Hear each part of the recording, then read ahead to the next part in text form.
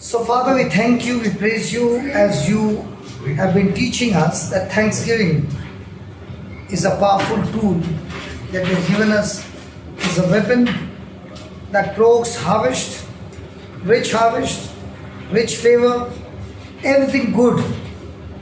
And the same thanksgiving confuses the demons and the kingdom of darkness and tortures them and torments them. But when we are complaining and grumbling and murmuring, we are calling on our own self curses that destroys the blessings of God. As we go through this journey, O Lord, teach us practically how we can face trials in our life, turning those trials into favors, turning those trials into victory, and above all, using these opportunities to become better people, produce more fruit of the kingdom of heaven, and be fruitful and be a blessing to others.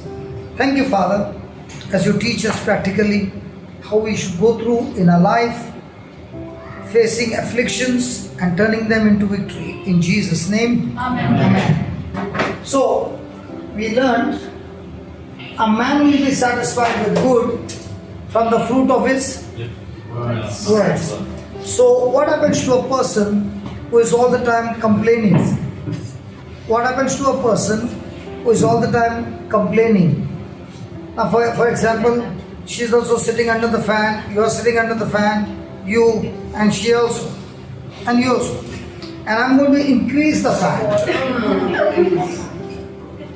That means now either I will get up and move or I will be with this. But I have seen things, you could have moved so many times, but you don't move. You go and you switch it off. No, because... Okay. What I'm trying to say is, okay. What I'm trying to say is, as I shared with you my experience in Basya, a live-in retreat, the capacity of the place is 40 and the members booked is 150. Okay? And I said, you are not going to send anybody home. Because God knows whom He has sent, we still have the retreat. And I was sleeping on the first stair. So when they saw the preacher sleeping there was no complaint. And we had a very successful retreat. And the best part was, everybody were learning to renew their mind to see how they can be comfortable. If you want to learn the Bible, you can only learn the Bible in uncomfortable situations. How are you going to use the grace? Well, the Bible is full about grace, right? The new covenant. So God has given us the grace. Am I going to use the grace or am I going to think about my ability? All our life we have been living on my ability. Now, has God given us the grace? Yes. So when you read over there, that's God's grace. That's God's ability. That is God Himself telling you to follow His instruction and you will operate in His ability. So He's saying a man will be satisfied. Anybody wants a satisfied life? Yes. With goodness from the... So in the whole day, you spoke 100 words. How many words did you speak to yourself? What God said? And how many words did you speak what you are going through uncomfort? So the challenge is what? Not how much uncomfort you are going through. The challenge is how much can you be comfortable. A man will be satisfied with good from the fruit of his words and the deeds of man's hand, and the deeds of a man's hand will return to him as a harvest. One of the classic example that God taught me about harvest is a coconut tree. Most of us are from India, and Sri Lanka also a lot of coconut trees. So how many seeds have to be planted to get one coconut tree, Baba? One. And in my life, my grandfather or might be his father planted a coconut seed. And the tree is still alive. And this might be the 4th generation still eating coconuts. How much did he give? And during our time when I was small, one coconut tree got only ash. So they used to wash vessels outside with ash. Other coconut tree got only soap water. Yeah, they used to wash clothes. Clothes, correct? I think it was very common in those days. Not in Goa. Channelize the water like that. You are not from Goa? We wash up. That's why from Bombay. So those who are in Goa, Mangalore, all that water will go to the coconut tree. Correct? Now when you cut that coconut, you'll never get, when you drink water, you'll never get bubbles coming out of your mouth. So that means the coconut tree can get soap water, but it will filter and give the owner sweet water. So if the coconut tree can do that, why can't we do the same even though we have Christ in us? If the coconut tree can filter, and as you know the coconut tree is straight, right? Can the dogs come? Yes. Never seen a dog raise his leg. So even though that is given, but yet the tree will give sweet water. You know, this is how God teaches us through example. If a tree can give that, why can't we? But if somebody comes and does something wrong, and God created us in His likeness and image. But what image is presented? Can you ask your neighbor, is he talking about you?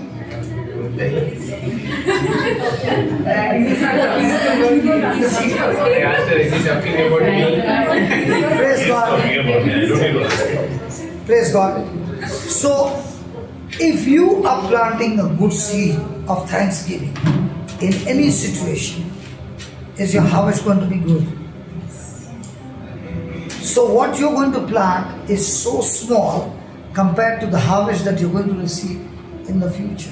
So can a person turn around his life, even though his life has been miserable, totally a gone case, but now applying the word, can he still get a good future? Yes. Praise God.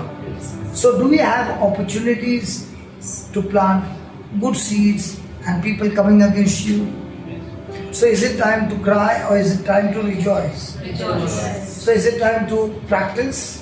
Now when Jesus took the fish in his hands and the bread, do you remember? Yes. What did he do? He gave? So what happened to the bread and the fish? So in the same way, when you are in a difficult situation and you are giving thanks to God, what will happen? Everything from heavenly kingdom will multiply in your life. But instead of giving thanks to God, in that situation, you start grumbling and murmuring. Now what will multiply? All the bad. All the curses will multiply in your life. So who is in multiplication business? We. But who decides the harvest? We. So can I blame the devil? Can I blame God? Can I blame those people around me? Or whom should I blame? So who needs to change? The spouse needs to change, or I need to change? All these years, what are you saying? Spouse change.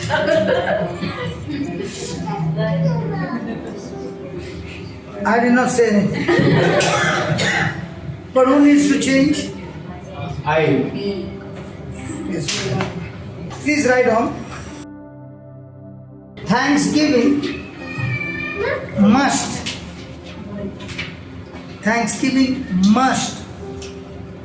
continue. Thanksgiving must continue after the manifestation. Then multiplication takes place.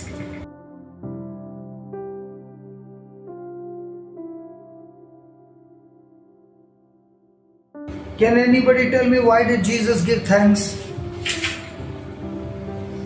Because he knew his father. He already knew that he knew his father. He's going to. He knew his father. Why did Jesus give thanks? He knew the system.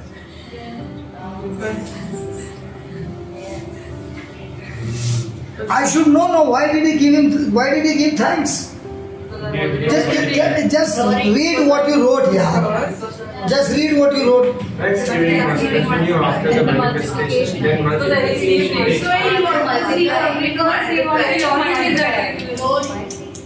Why did he give thanks? For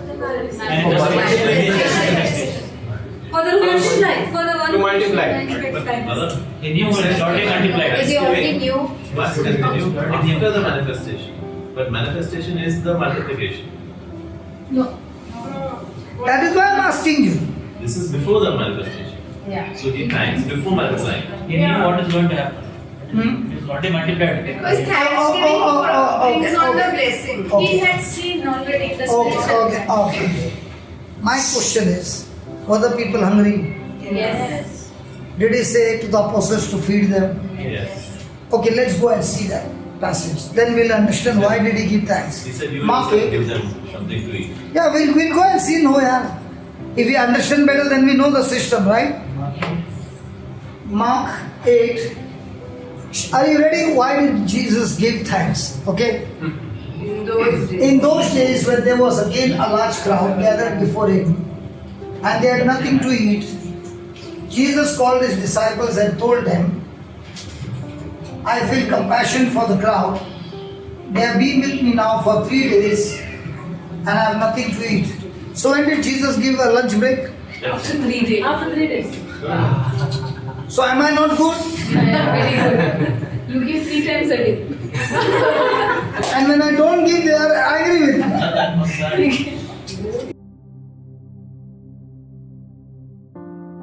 Do you know, honestly speaking, Sorry. that one comes directly to me. You have insulation. No. I'll tell you one thing. Even though it's coming directly to me, I will fight back. I'll give you an example. Ireland, what temperature it is? Minus. About 3 degree, 4 degree, 5 degree. So I said, let me see how the cold water is. So I put on the geyser. The red light is on. LED red light is on. And they don't have a switch like we have. They have got a string. Yes. You pull the string and the light comes on. So the light is on and I know the light is on. So I go under the shower. And when I'm going under the shower at that temperature, will I be comfortable? So am I saying hallelujah? Hallelujah, hallelujah, hallelujah. Okay. So then I'm putting soap. I'm taking a lot of time, but the water needs to get hot. Okay. And then I take the shower. And I'm looking at the red light, believing that the hot water will come. And your tongue started now. And Brother Amal is sleeping. And he hears me speaking in tongues early morning. So he tells me, brother, what are you doing? I said, I'm taking a shower. How can you take a shower? I said, I just switched on the geyser. By the time my bath is nearly coming to an end. So he said that red light is a fake. There is no connection to it. And by that time I finished my bath.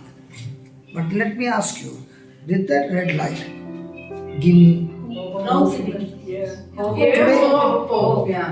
Okay, today somebody sent me an article. He said he's going to send. I don't know, let me check.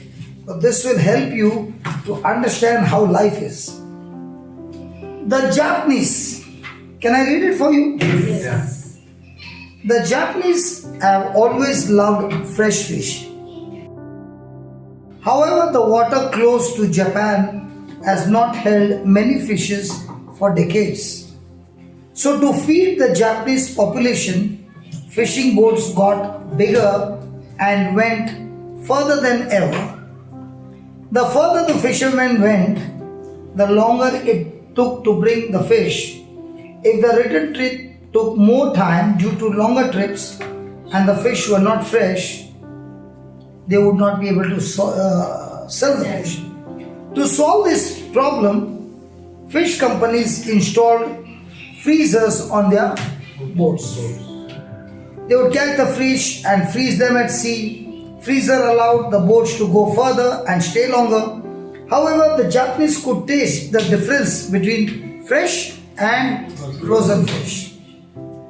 Moreover, they did not like the taste of frozen fish. The frozen fish brought a lower price, so fishing companies installed fish tank. They would catch the fish and stuff them in the tank fin to fin. After a little thrashing around, they were tired, dull, and lost their fresh fish taste. The fishing industry faced an impending crisis. To get over this crisis, they innovated another idea. To keep the fish tasting fresh, the Japanese fishing company started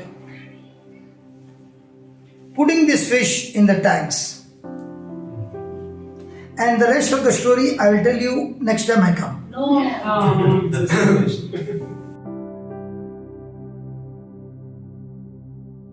With the fish, they started putting a small shark.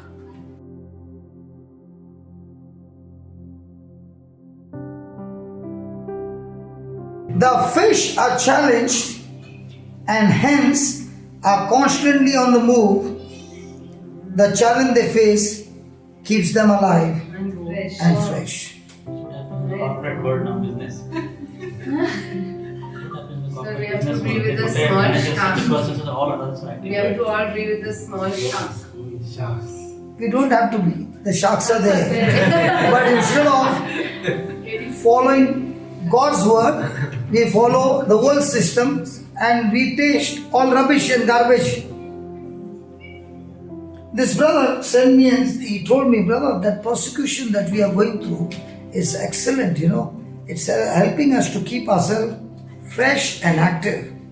And now I understand why you are saying this. Because this is a method they use in Japanese to keep the fish alive, active, fresh, and because of the tiny shark, they are on the move all the time. None of them are lazy. Ask your neighbor, do I need to put some shark in your life? That's what I said. But the question is for man, listen, but for man there are many sharks. Those fishes don't curse, don't grumble, but they are on the move. What about man? Have you ever seen in Bombay a stray dog? Anybody has ever seen a stray dog in Bombay? How many of you have seen that dog and given a salute to that dog? Because remember, when that dog is a puppy, the dog is on the street. That dog has faced trials after trials, other stray dogs, no mother, no father, and still survived on the street and become into an adult dog. Man is only saying, I'm wise, but the most delicate darling is man. No, what I mean to say is, can I learn to be comfortable even when there's no fun? See, brother, listen to this. I might be on a temperature 5. Next day I'm taking a flight and I'm on a temperature called 40. And still, I'm learning to be comfortable. Do you know the north side, April and May, what is the temperature? Where? On the northern side of India. It's 50. Huh? 50. Then you can have a retreat for 1 month. Yeah, here at least we have ACs. There it's not even there. Not every. So in the tribal area, there is no electric power. Yeah. Should I go there and stay for 1 month? No. Natural no. I'm a pure non-vegetarian. I started learning to eat veg in the tribal area. Whatever is served, eat it.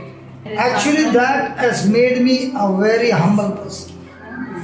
In the city, what do you think I'll get food here? Can you see?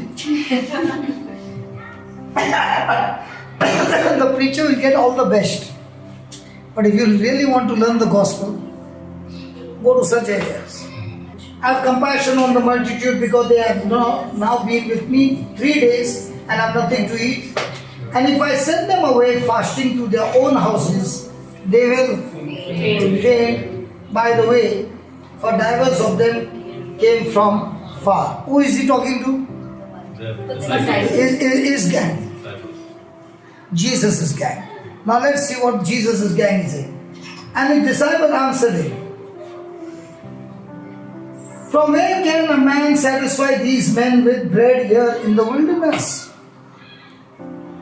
And he asked them, how many loaves have you?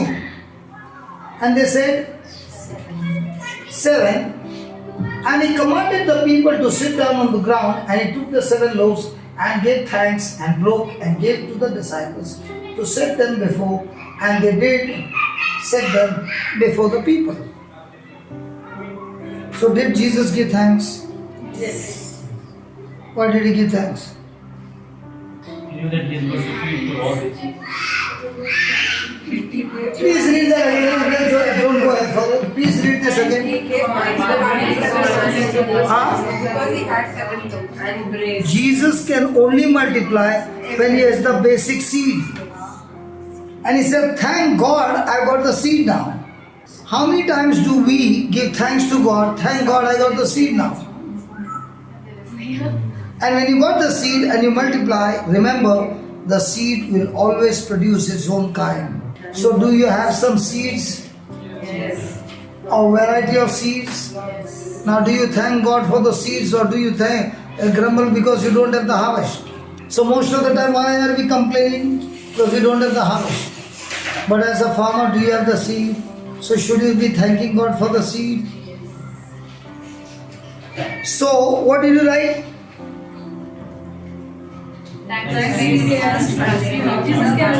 Thanksgiving must continue. After the manifestation. Did he get 7? Yes. After he got 7, did he start thanking? Because he asked them, go faithful. Jesus asked them. How many loaves? Now the same Jesus asking you, what you got with you? So the manifestation is not that multiplication. It is receiving the seed. That is manifestation. Yeah. When he got the seed, now for example, I've got the resources. Can I use those resources as a seed or a harvest? If I consume them for me, it's a harvest. If I use them for others, it's a seed. So most of the time we are using what? Harvest. Christians are the only farmers who eat up the harvest and then they pray to God, God give me more harvest. But the farmers are the ones who know if I don't keep them aside as a seed, I will never get a harvest. So what do? So when we look at opportunities to plant a seed, a person might be thinking different. But a person who understands I am a farmer is always using his resources as a seed. So are you a brilliant farmer or a gone case farmer? Can somebody talk to me? We are talking to ourselves, brother. What are you talking to yourself? We like to say everyone. Why We give it like to say a everyone be one case, be brilliant. But that means you have to sow the seed. All the time. No, that means, no, not that means. That's the system. You can't have the Hello, harvest. sweetheart, that's the system. That's We have the, to do it. that's the system. Whether you do it or not, that's up to you. But the system remains the same. Can you change the law of gravity? No. So can you change the law of seed time harvest? No. Is the Bible saying there is a law called seed time harvest? Is he saying seed time harvest time? No. He never said seed time harvest time. He said seed time harvest. But when you read, how do you read? Seed time.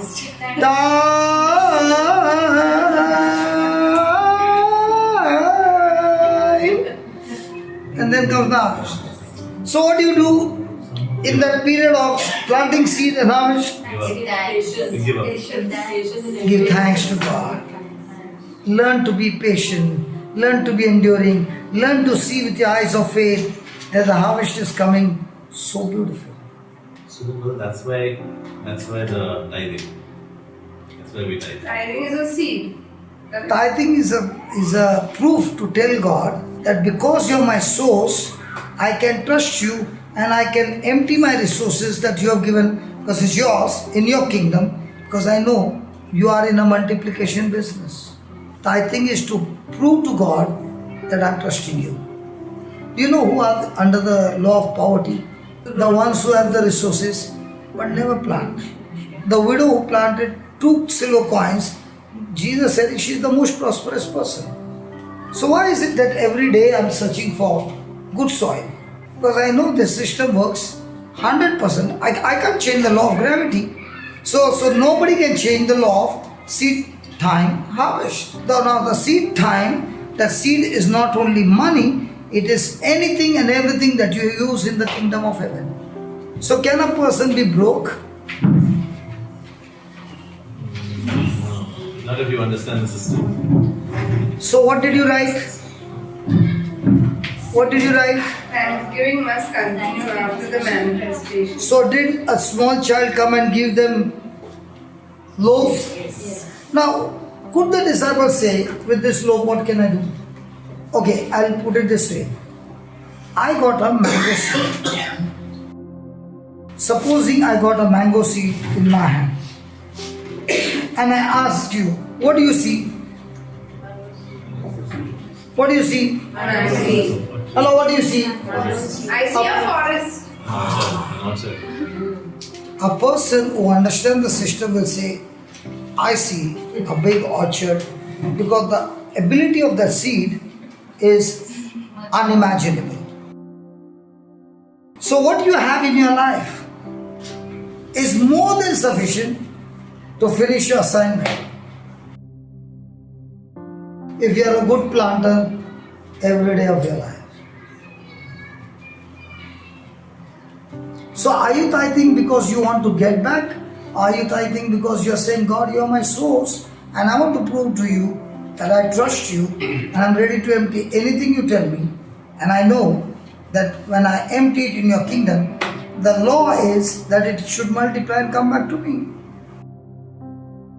So when the rich man came and Jesus said, go and sell everything and give it to the poor, was he sad?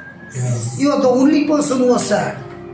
But he did not understand what Jesus was saying is, I'm going to multiply your resources by you giving everything to the poor. You are actually going to increase your resources. Now you tell me, how many branches did Mother Teresa have before leaving? How many branches? Now, did she use the resources for herself or for the kingdom? Did it multiply? Yes. And you are working so hard, could you get any one branch like hers? So the system, if you understand, you can go anywhere, apply the system and it's going to multiply. Because once you know the system, you are sure of the system. So you might be a person who is praying a lot. I don't want to pray a lot. I want to first learn the system, and on the system, getting it accurate, and then start praying about it. So do I need to look at your pocket? I need to use the system, and then those resources will have to come, because that's the system. What if the law of gravity changes by slight degree, slight? Do you know how many cars will go flying? The law, the natural laws of God is so accurate. So imagine how much accurate will be the spiritual law. That's Give an why example, brother, like this system and this. the system. Other than the bread and food. Another Okay, example. do you drive a car? Does your car have drive and reverse? Now if you want to go ahead, will you put a reverse? Try no. At the red light, try putting reverse and press the accelerator. It will bang the car. How do you know? It's reverse. In the same way, when you plant that seed, you know which direction your life is going to go. Hey baby, mommy must be giving you pocket money. Okay, let's say. You can keep the pocket money to fulfill your desire, and you can use the same pocket money to fulfill the desires of the kingdom of God. It depends on you where you invest your money. Before you can even start earning, you have already started planting seeds which are going to come as a harvest by the time you start earning. That's why it's all about learning the scriptures. This baby is sitting now here. If she continues like this all her life, in no time she will be walking into the supernatural always. But she's learning the system. What we learned was pray, pray, pray, pray, pray. Or did we learn the system? So what about you praying and putting a reverse gear? And when you bang, you have got an excuse to say, the devil attacked me. Was it the devil who attacked you or the reverse gear that you put? When people say the devil attacked me, they do not take responsibility of the wrong gear that they put in. And the devil is very happy when you blame on him because he is saying, yes, I did it. But actually speaking, you did it. And when I don't know that I am the cause, then will I ever change?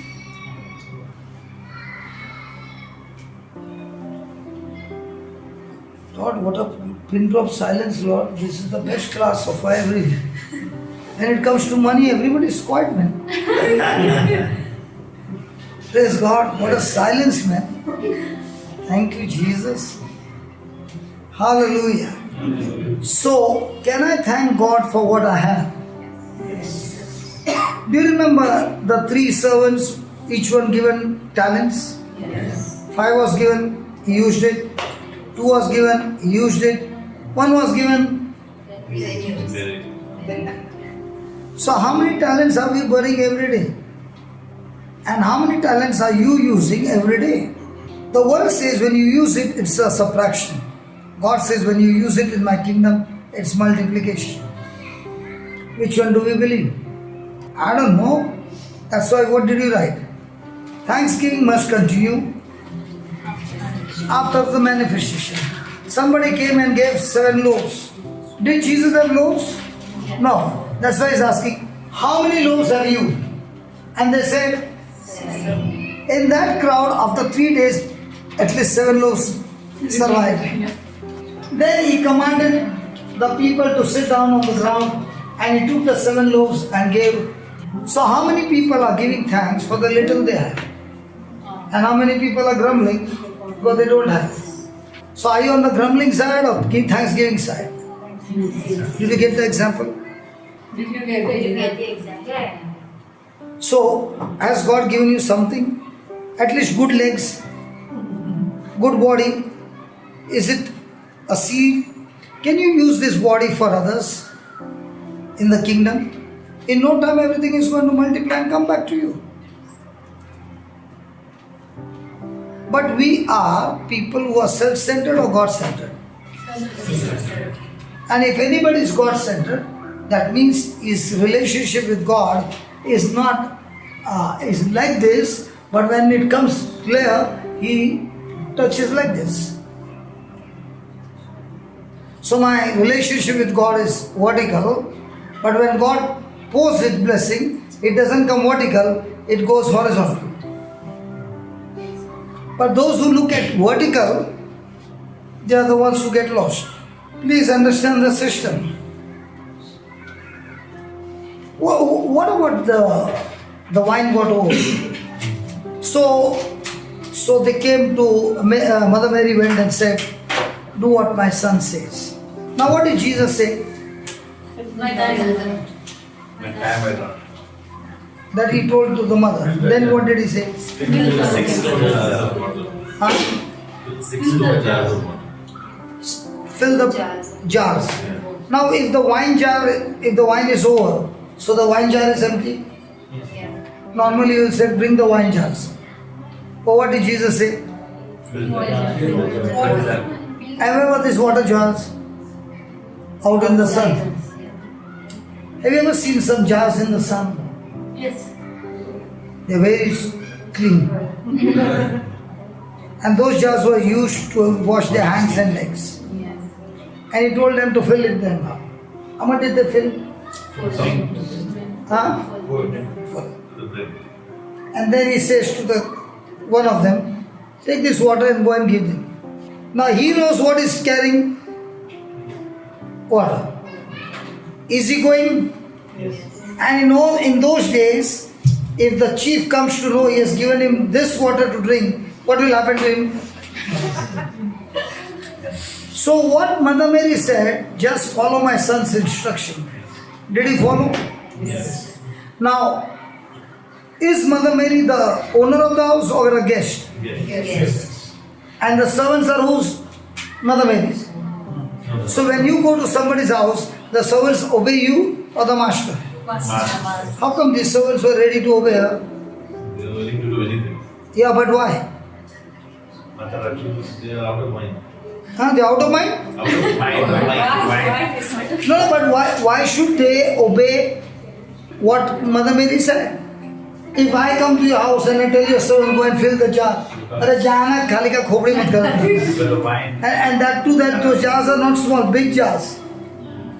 It is a prestige, no wine, the wedding. अरे but okay, you go to somebody's house and tell the servant to do something. Will they do? They will not. And first of all, Mother Mary was not even invited. Mother Mary was not invited for this wedding. Did you know that? No? Okay, let's put it. You didn't know? No. Mother Mary was not invited for this She wedding. was invited. She was invited. Jesus. Okay, you read it. Pull a John 2. Some people are getting surprises. I hope you all will not pick up the chairs and hammer me. Because when it comes to Mother Mary, सबको गुस्सा आता है. They were there. Jesus was there. Let's read it. And the third day, there was a marriage in Cana of Galilee, and the mother of Jesus was there. Okay. And both Jesus was called and his disciples to the marriage. Both Jesus was called and his disciples. So, was Jesus and his disciples invited? Yes. Yes. Was she invited? Doesn't imply family is not written. Sure, but then you imply everything. I'm not going to tell you. No, sorry. No, it doesn't write that she was. But this both Jesus said no.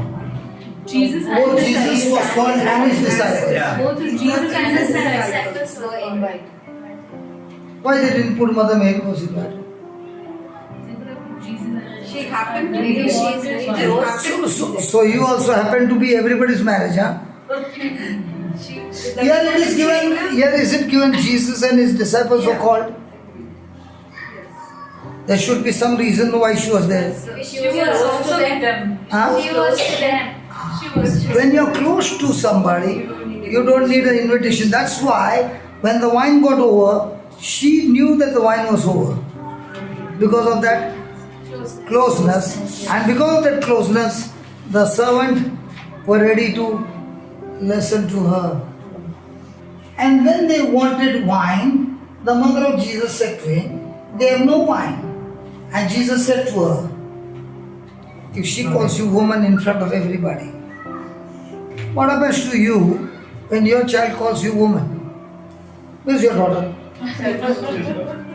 Thank God, I would have asked her, "Why don't you call your mother woman in front of everybody?" Wouldn't you be annoyed? Yeah. Sure. And that too, the son calling in front of his disciples also. Clara, what would you do? तुझ्या बायला एक woman सांगता तू घरा ये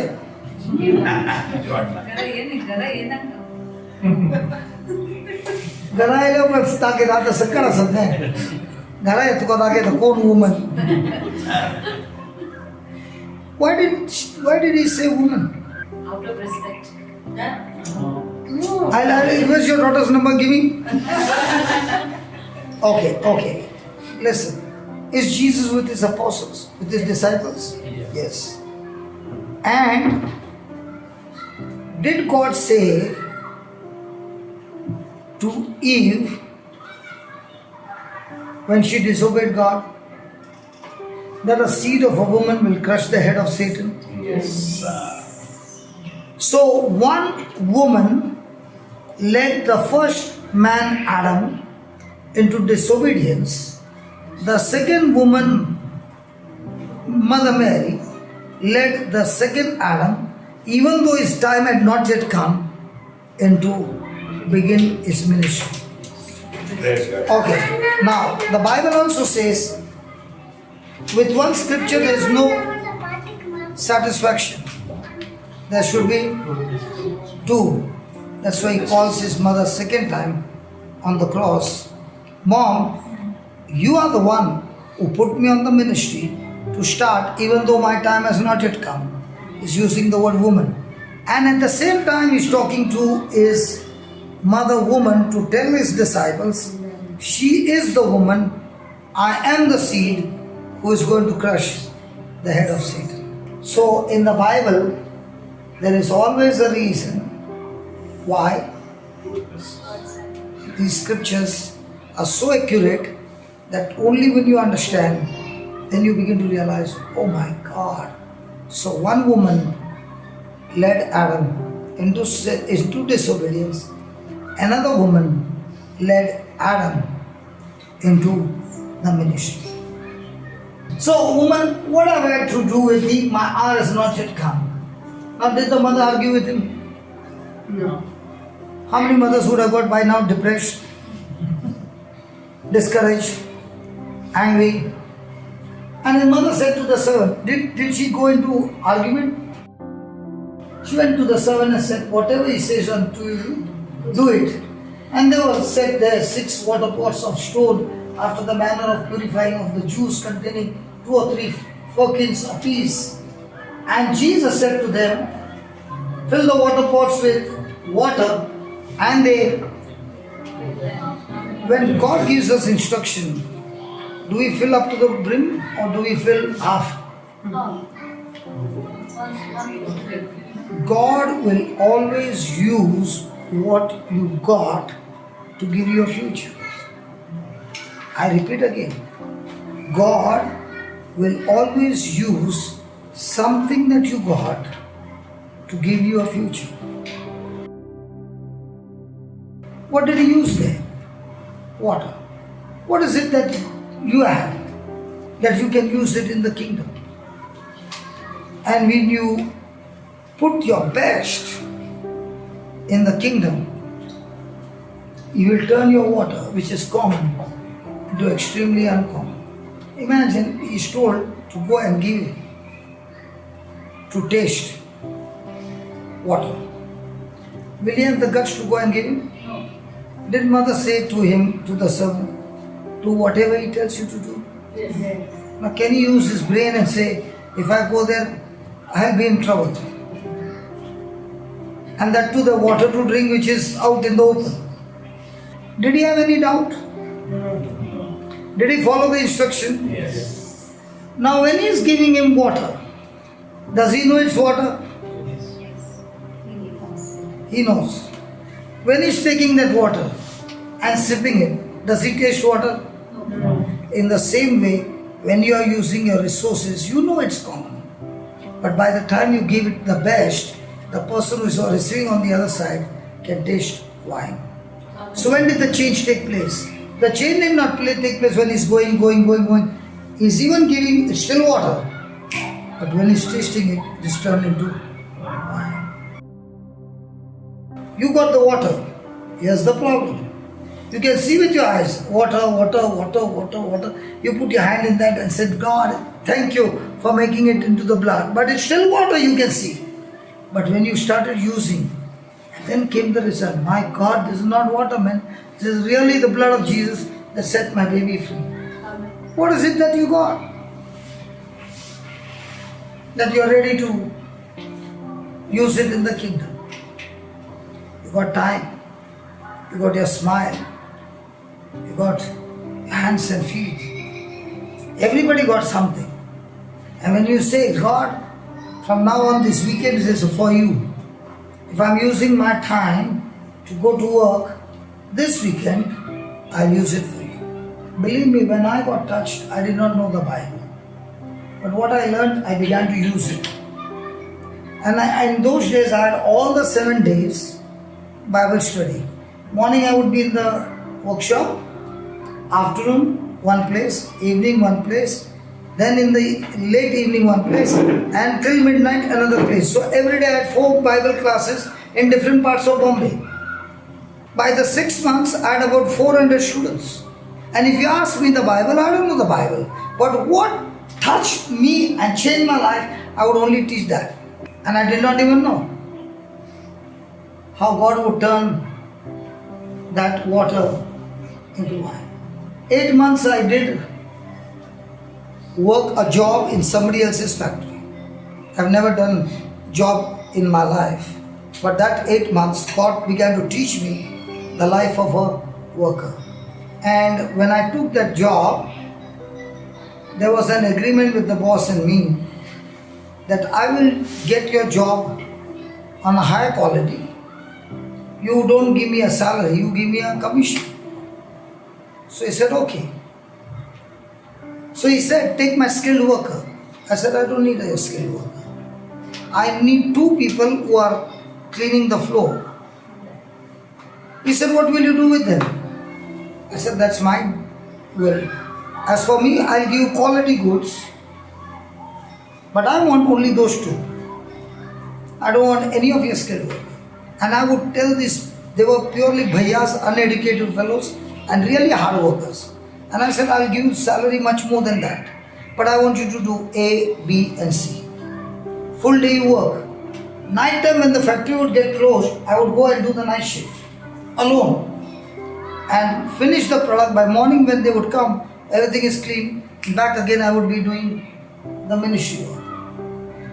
8 months. Imagine a person who is on job in a person's factory.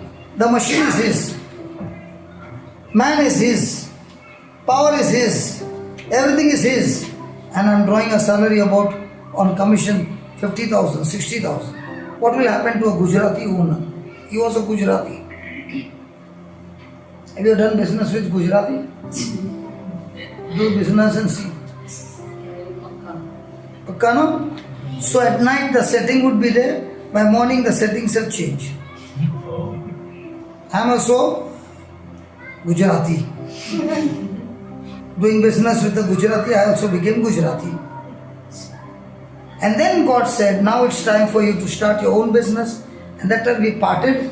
But I said, I'm going to teach these 2 boys, these 2 men, so that you can give them a good salary. That's why I call myself Bhangarwala. Do you know why? I pick up Bhangar and use that Bhangar to make it into a beautiful product. And getting that salary on commission, still I was on Vada Pav.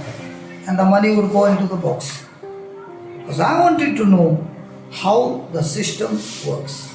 And once I saw the system working, accurate, I said, now I can use the same principle in the kingdom of God. That's why you will see me preaching, teaching on principles. And when you write those notes, I guarantee you practice that, you will definitely come with result. It's not a theory class. It's a practical class where you do it because it's a spiritual law and spiritual law cannot change. But the spiritual law, when practiced, will change every physical thing in your life. So do you know already that you are going into victory? 100% if your accuracy is right. And the best part, to put it into accuracy, we are covered under grace. And I thank God, He did not call me on the full time. He kept me for 11 years on business where I got opportunity to practice and practice. You can't practice in a room with Christians. With Christians you can't. You have to really get wolf and sharks to become active, fresh and taste Christ in you. Is the Lord speaking to you loud and clear? If you had not had this issue, would you be sitting here? I guarantee you wouldn't have been here. But when it was your baby, you want to set your baby free and you don't know. How many years you suffered in this battle? Many means how many? 2016. And when did you get the solution? 2020. Only 4 years, huh? Some of them have been suffering for years and years and years. And when they get the system and they understand the system, in no time they are out. So write down, what are your seeds with thanksgiving?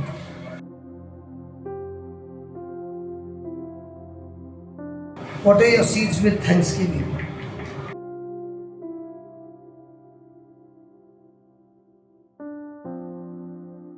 God is committed. God is committed to bring increase to whatever you plant and water. God is committed to bring increase to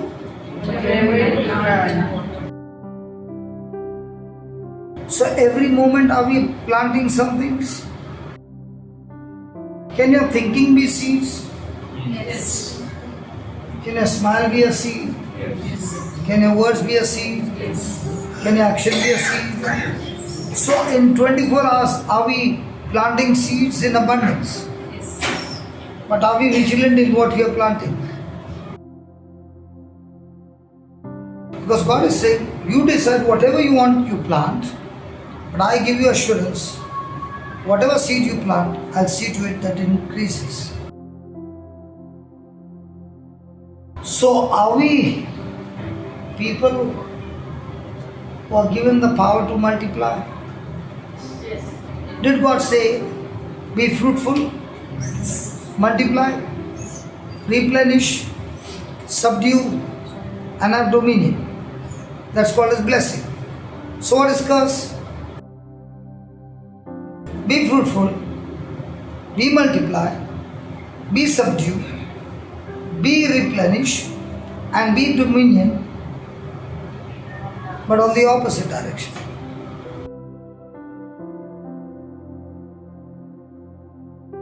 So who is in charge of cursing you?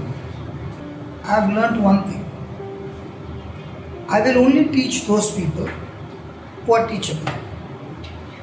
But if people give excuses, I will never open my mouth. Because what does excuse mean? I'm not ready to change. And people who don't give excuse but says, thank you for teaching me the right thing, and now I understand my error, I'm ready to make the correction. These are the ones who will reach the finishing line. Our Christian life is all about how much of correction are you ready to make quickly. Because all of us are imperfect. I'm not saying I'm perfect. But when I see the mirror and I say, oh my God, all this time what I was thinking is exactly opposite. Lord, I need quick correction. And once you start making correction, you are sure about your harvest.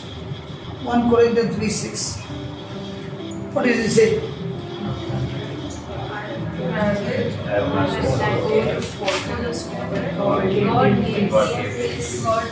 So what's our job every day? Somebody else will come and manure it. But in all this, who is the one in charge to give an increase? So can it be possible that you planted and you never reap the harvest? Can it be possible? I'm asking you again. Yes, it is possible. How? Example. Somebody is built the church, somebody has put the church, but then we keep doing it. So when you go to the church building, how much money did you put there? Now for example, you see those big churches. Are we the ones who build it? But the ones who build might be somebody even emptied everything of theirs and planted it. They are dead and gone. But who is reaping the harvest? So has it ever crossed your mind that they left so much for this generation that before I leave, what am I leaving for the next generation? Think about this. How many priesthood do you think would have been in Goa in the last 100 years? How many? 10,000? 20,000? 30,000? And how many of us are there compared to their ratio? Many. But if those 30,000 could do so many things, what about us?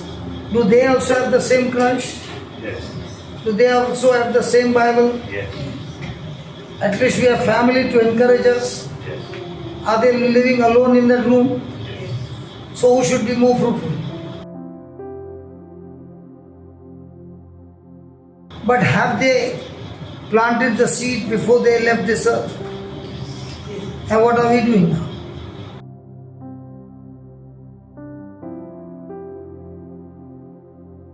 Many a times I ask God, why did you put me in a Christian home? I could have been somewhere else. Think about this. God put you in a Christian home. God in your office. How about in your office? How many times you go for training seminars? Frequently means how much? Once a year? Or once in 2 years? Once in 2 years. Once in a year. Then is the company say, we invested so much in your training, so what are you giving us back? Are you supposed to increase your productivity? So in your life, how much did God invest training? Abundance. And how much are you bringing the productivity? Imagine if this was in the world system, you would have been fired long time back.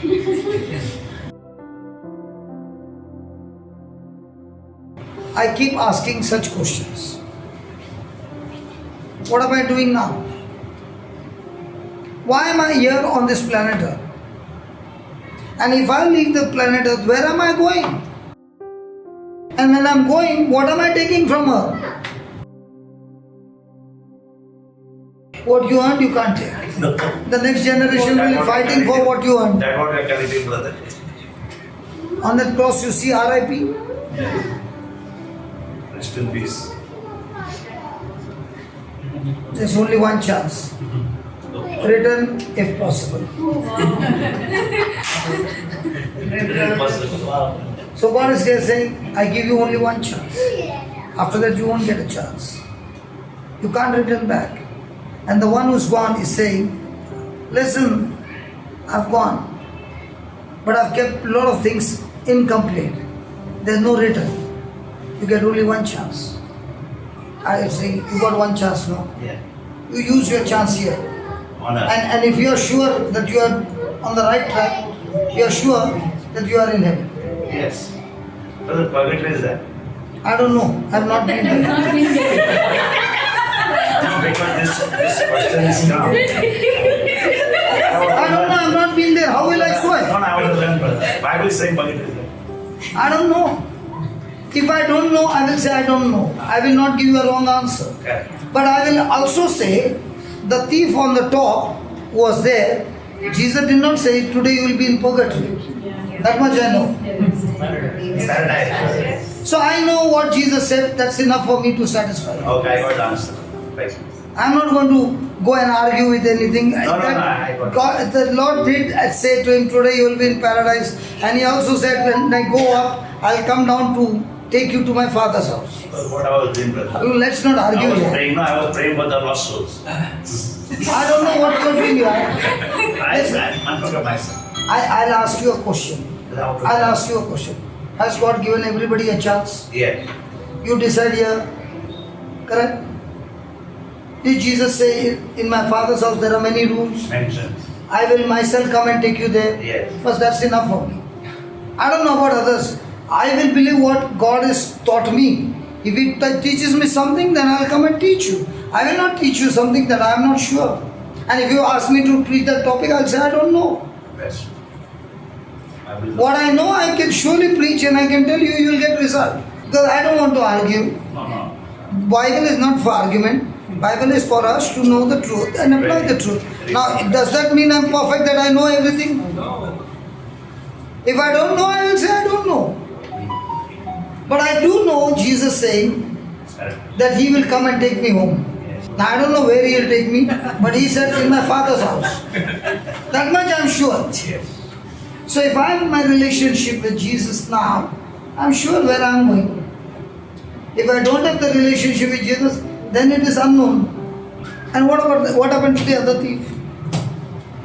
Nobody's thinking about that other thief. The What bad happened to the other thief? Just criticize. one is the Jesus left that other thief for us to evangelize so that he also can make it to heaven. That is where our job is. Correct. Before you leave Earth. So what are we doing? Are we going after the other thief? That is why you are using every moment of your time. How can I get the other thief as well? Right now, talking and giving thanks. Talking and giving thanks are forms of watering your seed. Are forms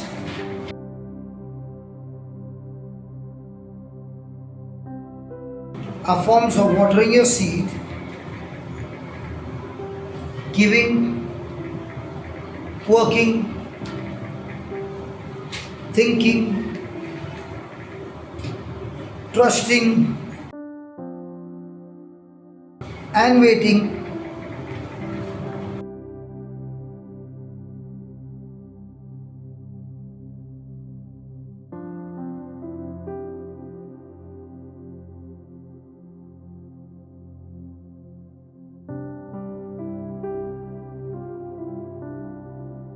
And waiting are forms of planting.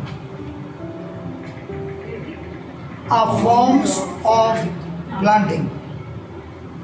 Can we look into that list and keep on using those lists every day in our life? So are we the people who are only planting seed or even watering the seed? So thanksgiving is what? watering. Jesus said, whatsoever you desire when you believe, when you pray, believe that you have received it. So if you believe you have received it, will it be with going to thanksgiving? Yes.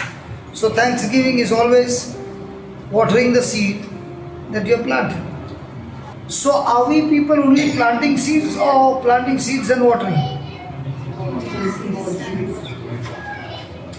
So do you find more people when things are going bad and they are in the praise and thanks during the season and everything is going wild against them? Do they thank in the bad time? The thanksgiving is your watering. Praise God. But most of it's quite rare that you will plant and water. Sometimes, most often, you may water what somebody else has planted. Or plant and then somebody else will water. Even like he says, I have planted a plant. Upon the give thanks along with God. Okay. Now, for example, Mark 11:24. Whatsoever you desire when you pray, believe that you have received it, and it shall be given to you. So you are believing your desire that you have received it. After receiving again, can you go and ask God? So what will be the next line? So when did your prayer get answered? When you thank.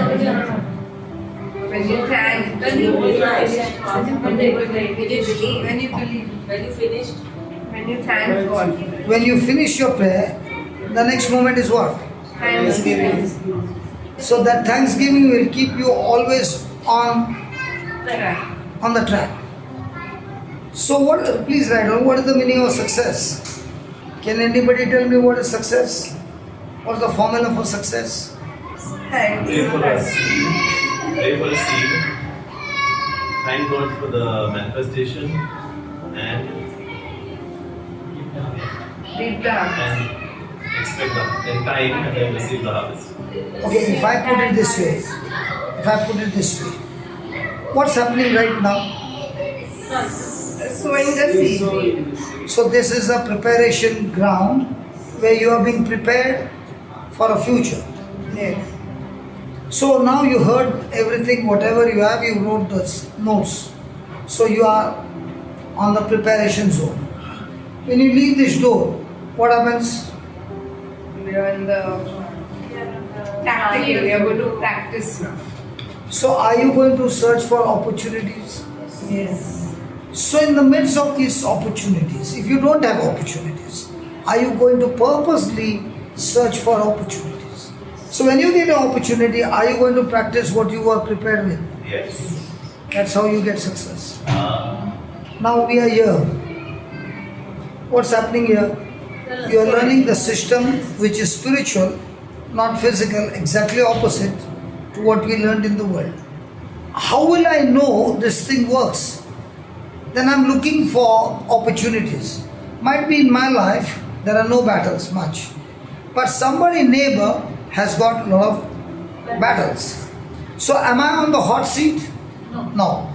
Is she on the hot seat? Yes. Now you are getting involved with her to help her fight the battle. Now when you go to help her, will that pressure also come on you? Yes. But are you on the hot seat? Are you using that opportunity to teach her?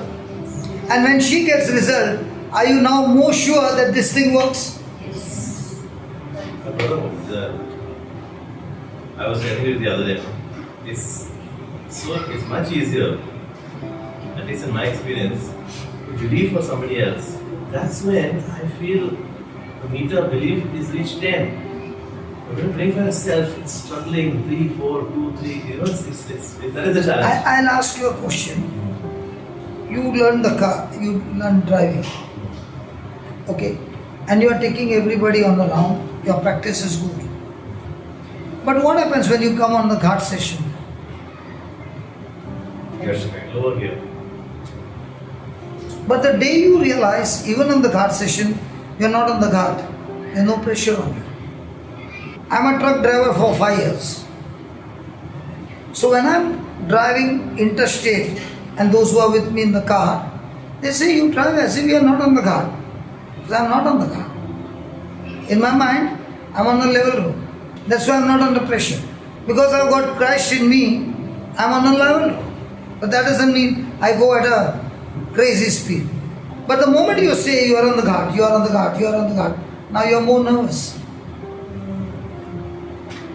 Like yesterday you are teaching, you are teaching us. Like a sister pray for, brother pray for. There's power in tongue. So here success comes. Their prayer, what's called power in tongue. And we are captive with that. Right? No, we Because our learned prayer that. cannot answer. We learned there, Paul is saying, my rejoicing and your people's prayer will bring the Spirit of Jesus, and I'm sure to get deliverance. That's what we learned. Yes. But now, those who are on the hot seat, are they rejoicing? Because Paul is saying, some people are preaching because their motive is that I should get more punished.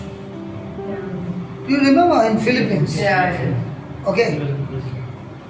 So whether some preach out of selfish motive, some preach out of love, I don't care. As long as Christ is preached, I will rejoice. And now there are people who are praying for me out of love. My rejoicing and their prayer will surely bring the Spirit of Jesus into delivering me. Now that's when you begin to understand the system is working. And you practice the same in your own life. But now you know the system is working. See, I did not learn the Bible on my own. What I learned a little, I began to teach others. And they came back with results.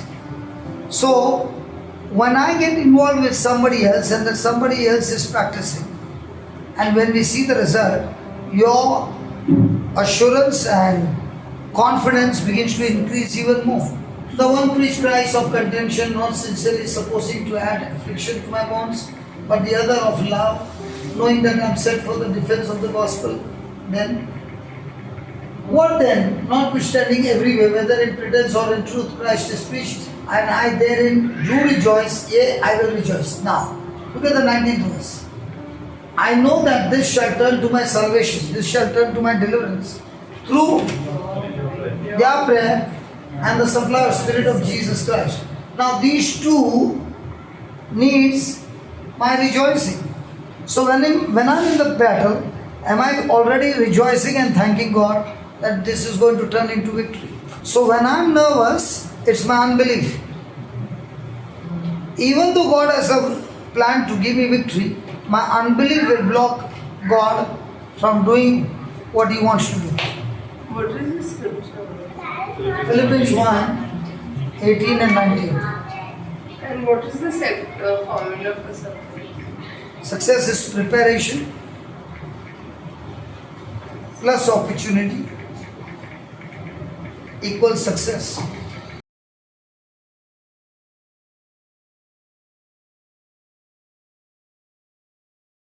Okay, let's take an example, brother Ryan.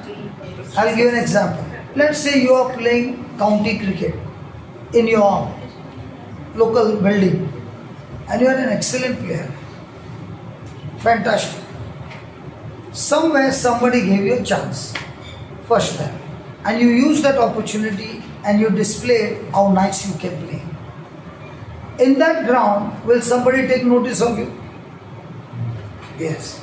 So somebody said, I have also got a team, will you play for me? And you got another chance. Now taking opportunity of every chance that you got, you are giving your best. In no time you find that now different people are coming into your life and taking you to play international. Nobody comes into the international without playing county. If you have come through somebody's favor and you're not an excellent person, 2 or 3 matches you can play and then you're gone. But the one who comes with hard labor, you'll see him even on that day, even under pressure, he begins to display his skills of so many years of practice, and he goes from one level to the next level. And that's the time he becomes a champ. Opportunities are there if you start taking the small ones. We always want to go for the big one. Start with the small one. Practice with the small one. Again you will search for opportunities for big. I never got a platform, but I definitely got a platform on the streets. Like you got a chance inside, I got a chance outside. But just because I got outside, I never thought I'm outside. Even outside, Jesus works. And for me, the outside became more advantage because outside, people ask you questions and I did not have the answers. So I would say, I'll come back to you, but till then you can practice this. And after a week, they would come and say, it worked, man. Can you come? I will organize a small group for my family. Surely I'll come. And that's how I started. I was not under somebody's umbrella. I have learned Dharavi. So when I learned Dharavi, praise God, I became immune to other things and I became solid. So more difficulties came.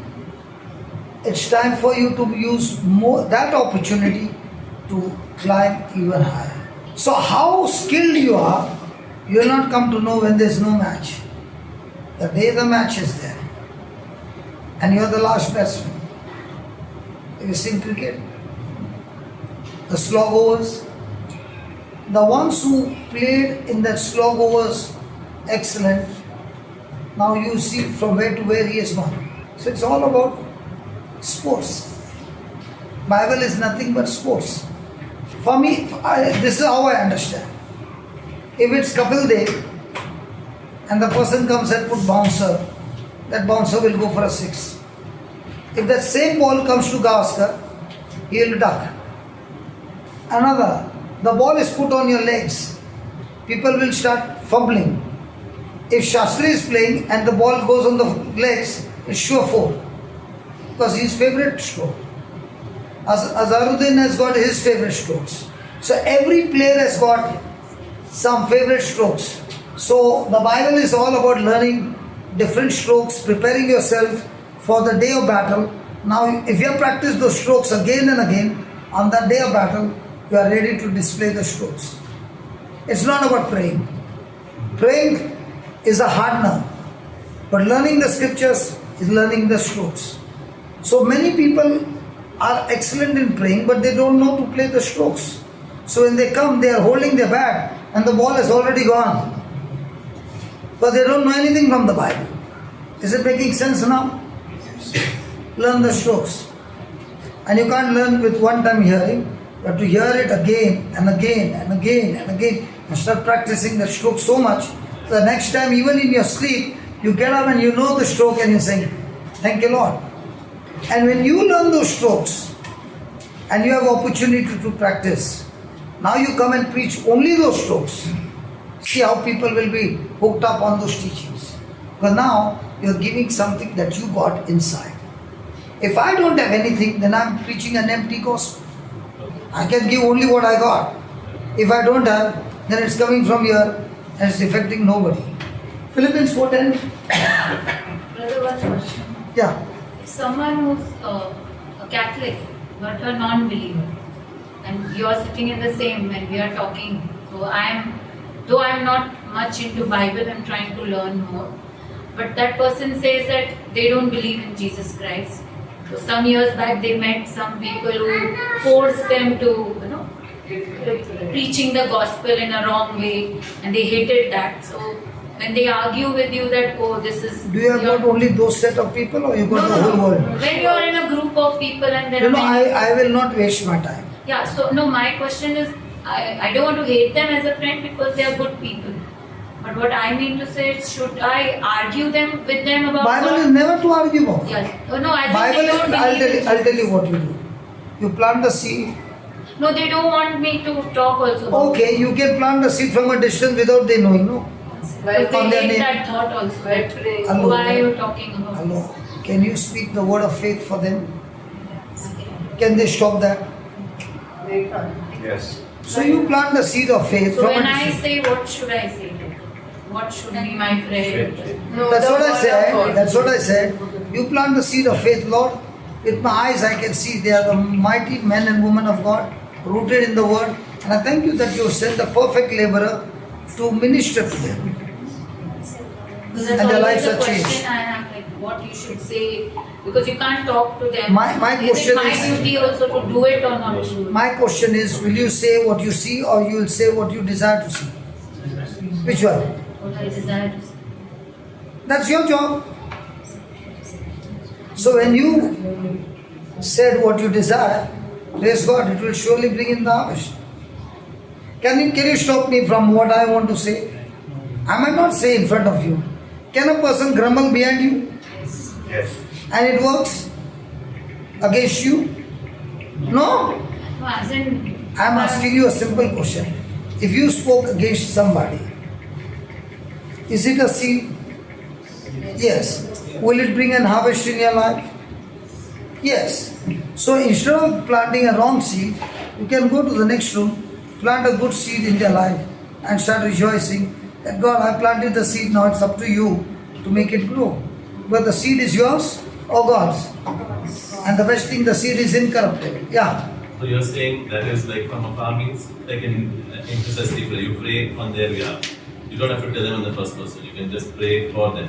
That's also a Only seed. one of the best thing that is you can do is you can go out of your way and keep planting good seeds in their life in action, Acts of love. in action, so that your seed of love is a extreme hybrid seed.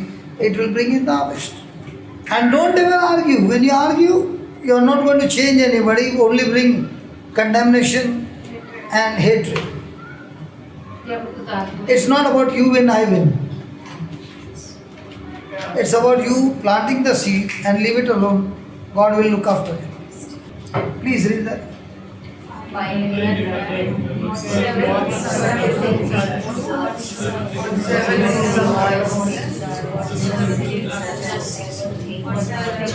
Okay, I'll give you your answer. I'll give you your answer from the scripture. Okay. Go to verse 4. Read it. Rejoice in the Lord always. Are you rejoicing in the Lord always or rejoicing in the spouse always? All you wonderful wives, your meter is on your spouse mood or on the Lord's mood? The Lord's mood.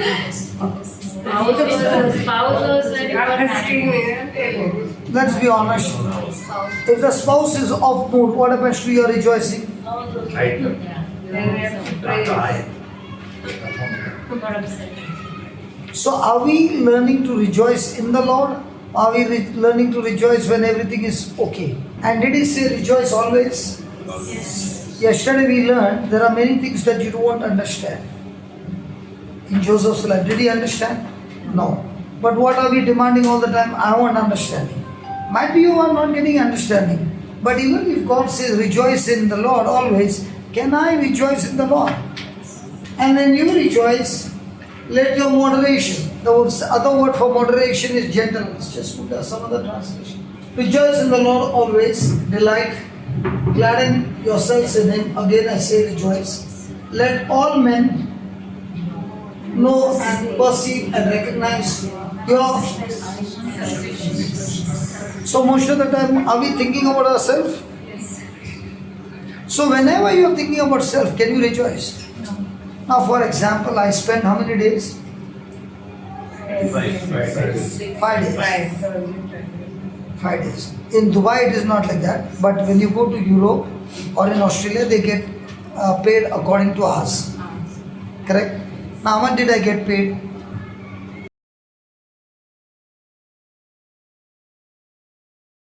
Forget hourly basis, 5 days. How much did I get paid? Natural nothing. So what should be my thinking? You get paid. I lost I didn't get any paid. So am I working much more from morning till night? Yes. Yes. So how much should be my payment? A mansion in heaven. Hmm? A mansion in heaven. It's easy to say. Muh mat Correct, kholo. No, don't open my mouth. Wrong, not right. Right. So you're quitting your job. No, I don't know. No, only for me, yes. So you say, you lose it. Only for you. That's why I said don't make me open my mouth. What is this? What are you considering mentioned in heaven? If you are really considering mention in heaven, then nothing in this world matters to you. Day and night you are running after that treasure. Every day people are running when they get up to use their time to gather treasure. Nobody is unemployed. Everybody wants to use their time for treasure. Now what treasure do you gather? Yeah, salary. For example, that brother just came. Whole day he was working. It's his birthday. Ask him what was he gathering? Dada, no? What was Dada gathering? Treasure. For whom? For you. So did he use his time to gather treasure? Yes. Yes. What are you using your time to gather? Treasure. So there are two kinds of treasure. The heavenly treasure and the earthly. So which one you are gathering?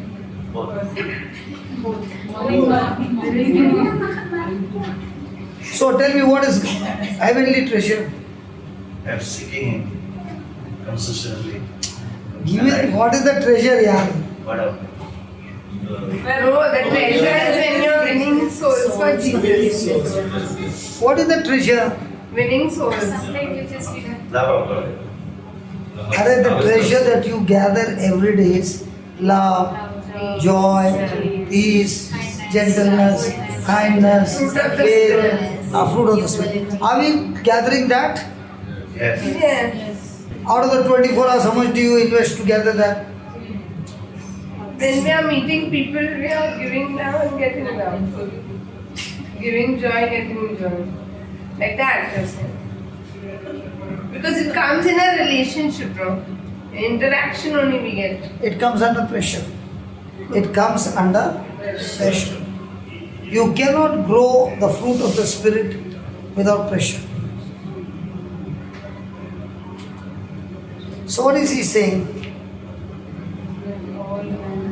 What do you consider? So when the battle begins, real battle begins, are you gentle or you have lost your fuse? If you are gentle, that's the time you are gathering the treasures of heaven. And the more and more you gather this treasure, the more and more your character has been built. Now, when you look at Joseph in the battles that he went, Was he gathering the treasure of heaven or of Treasure earth? of heaven. Do you see him fighting back? Now, the more and more you use opportunity to gather treasure, your promotion in life will be supernatural and super higher, because it's not on your ability but on God's ability. So, what is success? Success is preparing myself using the teachings of Christ and then saying, God, I'm ready. Let's go into some opportunity so that when the pressure comes, I will respond your way to gather treasures. And when I gather those treasures will take me to places where I cannot ever experience or imagine with my own ability. You are all working, no? Yes. How many times will you take flight to India? Yeah. And how many flights I am taking? Every month. Just imagine. Why is it possible for me and why not possible for you? We are held up. Huh? We are held up by the rules of the organization. We cannot go. Because Even I could have my business, no? I also was doing business, no? I decided, Because brother, Because we are you caught up in our own are sowing the seed which requires. but you- did Jesus say not to sow seed for you? No, but this seed is worldly. But this we are stuck That with the this. day you, that's what I said, the day you prepare yourself and you understand, you are running after roti, kapda or makan. And I am running after the kingdom. And roti, kapda or makan is given to me free. So you can run for the next 20 years. But you will still be running. And you will be thinking, I am making progress. And after that comes a day when you begin to think, what did I do in the last 60 years? They will be coming. Even if you go tonight and sit quietly with the Lord and ask yourself, Lord, I have lived 50 years. But in this 50 years, what did I achieve? Huh? What is my purpose in life? That is very important. So the next time when people come for a burial, some funeral, and they are putting that coffin down, you stand there and ask a question. Was this person a self-centered person? And if he was, how much of the seeds that were planted in him went into the grave? And with those seeds went the future of so many people whose life could have been changed by this man. If you only sit and think, then you realize the kind of potential which is there in every one of us. But we are chasing the broad way because everybody is living that life. Even I want to live the broad way. I was also sitting, but at least you all know your name. When I started, I did not know my name. Sorry. This treasure, you said. The day you, for example, you find a treasure, like gifts, the love, which is Fruit of the Spirit. Yeah, no, that is different. But first, you have to understand God's love, like brother understood. He got that treasure. He sold everything, factory, and bought that field. That parable. So when you find a treasure, you don't want people to think of God. You try to focus on your work, plus you try to focus on this teaching. I did not get the treasure in the beginning. I was working This is what I'm telling you. And? Very important. doing the ministry work. But then came a time when I could not go for ministry work. So the business also was flourishing. And my intention was that God, the business that I'm doing now, exporting to UK, is flourishing. So I don't need anybody's money. I will be like Paul, working and selling tents and doing the ministry. And the Lord said, the day you build anything with your own hard-earned money, that will again be a pride, because you'll say, I built this. Yeah. And I will never allow you to build where you will say, I built it. So can you depend on me? I said, yes. So give up everything and I will show you how I will build it for you. But never, ever, ever asked anybody, can you send some money here?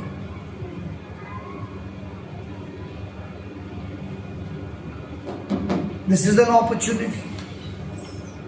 So when you go and solve somebody's problem, don't you even think twice. God has already put somebody to solve your problem. And today, to find people in problem is not at all difficult.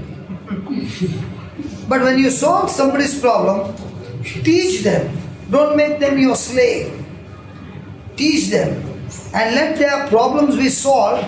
But before it can be solved, let them come into relationship with Lord, not with me. Correct. If I am drawing people to me, I am in another big headache.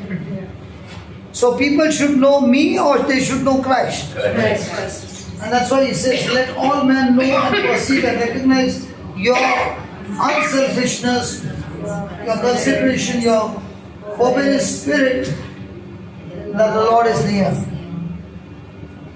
Do not fret or have any anxiety about anything.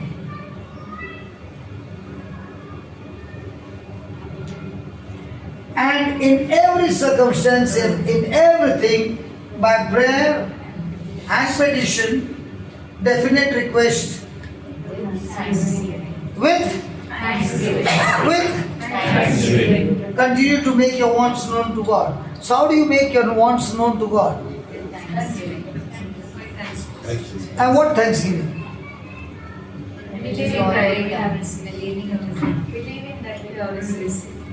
Believing that those things that are giving you anxiety, situations and all that, you hand it over to God and now you are free from that and you have cast it to Him with Thanksgiving. So now are you a person who is a worrier? Then continue to make your wants known to God. And now what? The peace of God. Now God's peace or peace of God. Now is that peace of God going to be a shield? Yes. So are you roaming with the peace of God or pieces? Hello, are you roaming with pieces or peace of God? And God's peace shall be yours, that tranquil state of a soul assured of its salvation through Christ, and so fearing Acting from God. and being content With this earthly Lord, whatever that peace.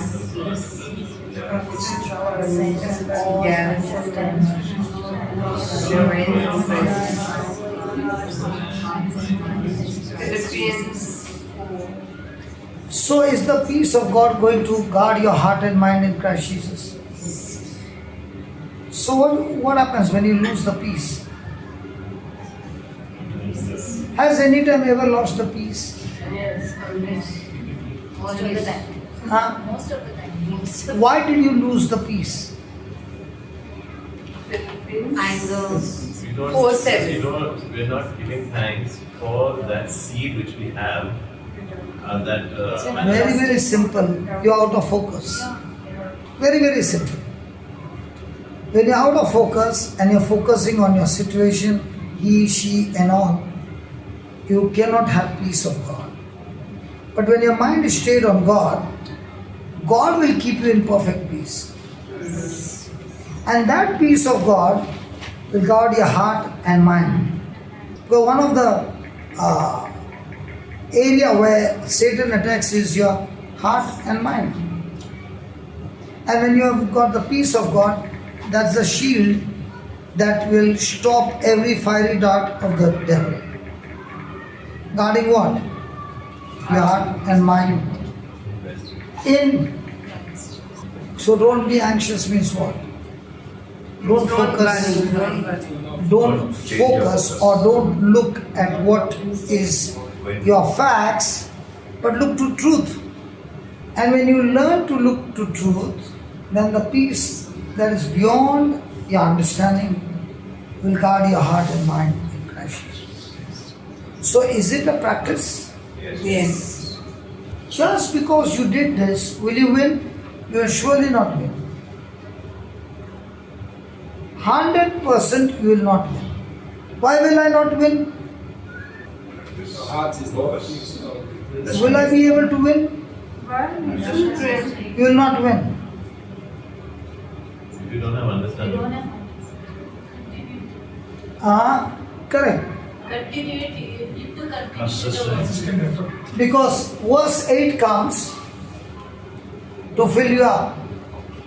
But the rest. For the rest, brethren, whatever is true, whatever is worthy of reference, and is honorable, and seemly, whatever is just, whatever is pure, whatever is lovely and lovable, whatever is kind and winsome and gracious, if there is any virtue or excellence, if there is anything worthy of praise, so do you find people thinking on these things? You hand it over to Jesus. After that, what do you do? So when you do verse number 8, you are on the winning side. So how many people practice verse number 8? You are doing intercession. Very good. Thank you. After intercession, what do you do? Do you practice 8? Because the verse 6 and 7 speaks about peace of God. But if you practice 8, then God of peace will be with you.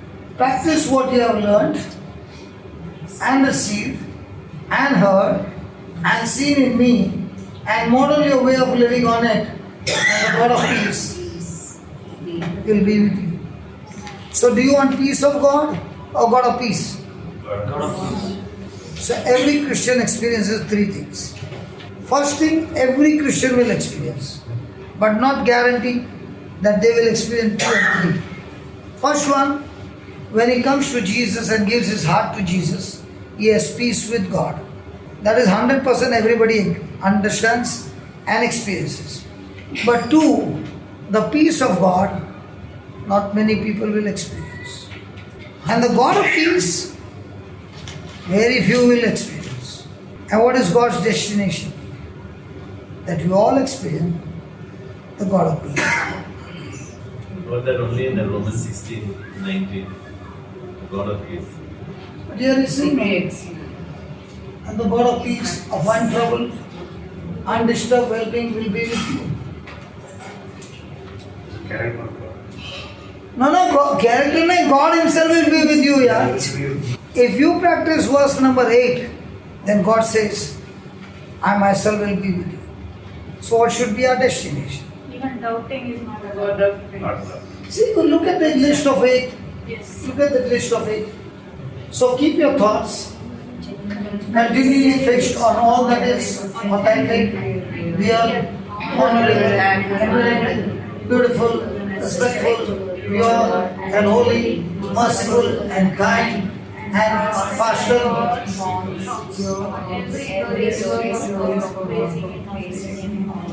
Then 9. Follow the example of all we are not to do. God always leads with me with units. So what should be my destination? So do I need to practice 8?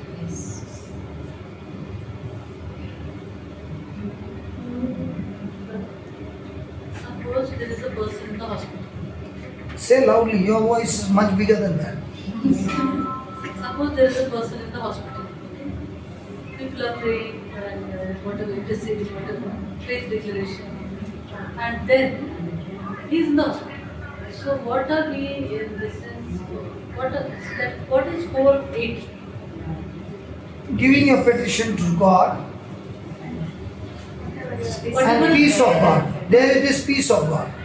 No, I am Six, asking, four, six. whatever is good, whatever is kind, how does it apply there in that situation? I am just asking.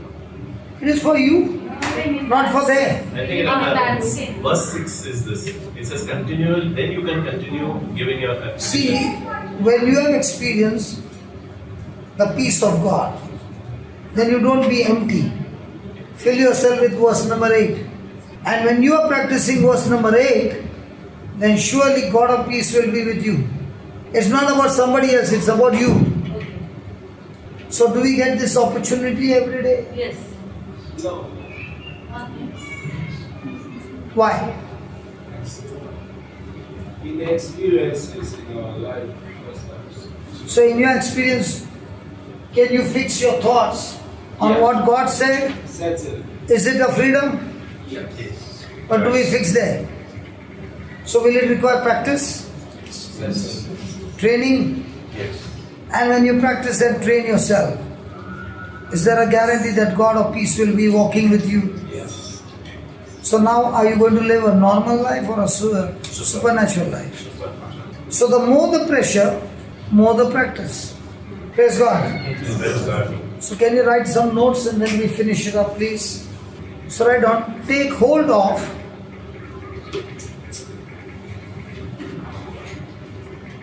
God-given opportunities. My heart overflows with joy when I think of how you showed your love to me by your financial support of my ministry.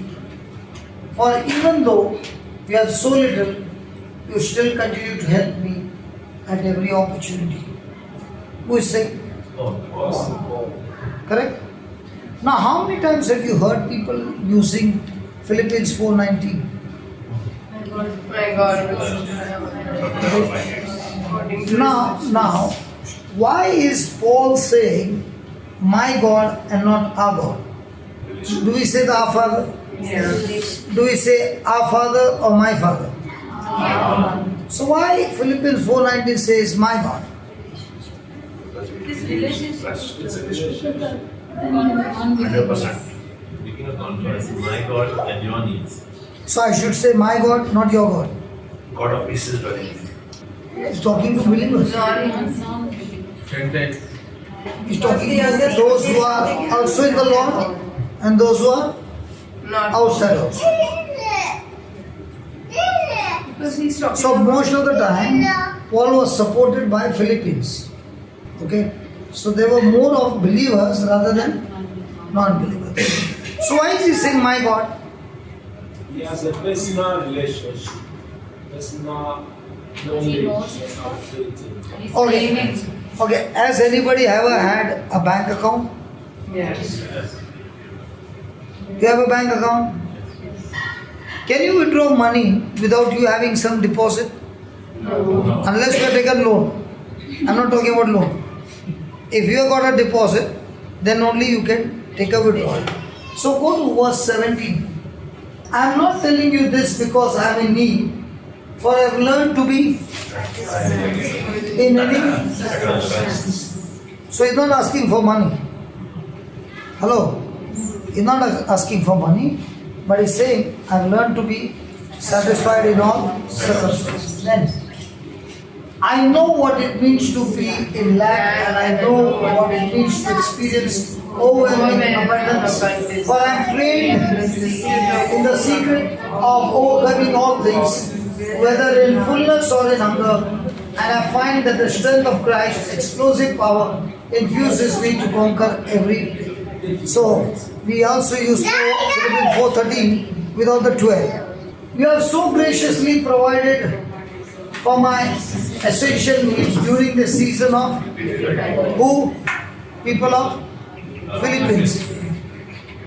For I want you to know that the Philippine church was the only church that supported me in the beginning as I went out to preach the gospel.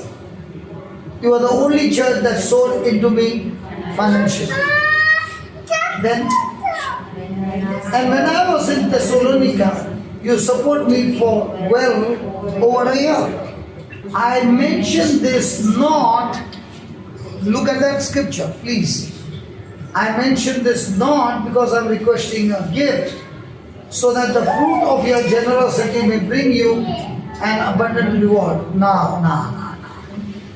Is he reminding them that you are the ones who preach, who send me financially? Yes. Come on. Yes. So, have you ever deposited cash in the bank account? Do you need to fill up the slip? And then they count the currency and they give you the slip with the stamp or without the stamp? Hello, without the stamp or with stamp? With stamp. I now have all I need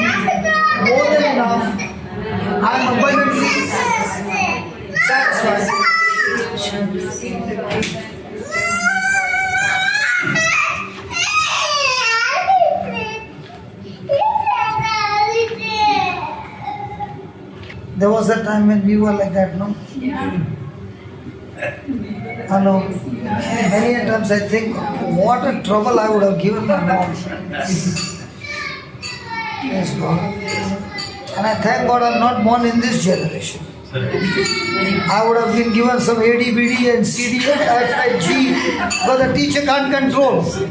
And then the teacher will give you some alphabets and the doctor will give you Z and put injections in you and make you mild. But they did not know God created me this way because He needs a hyper energy to do His work.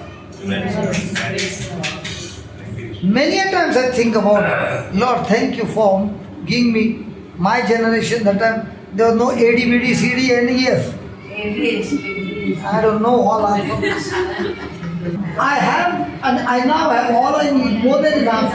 I am abundantly satisfied, for I have received the gift that you sent by, I don't know what big word it is, and viewed it as a sweet sacrifice, perfumed with the fragrance of your faithfulness, which is so pleasing to God. I am convinced that my God, hey, it should be my God or our God. He's talking to the believers, right?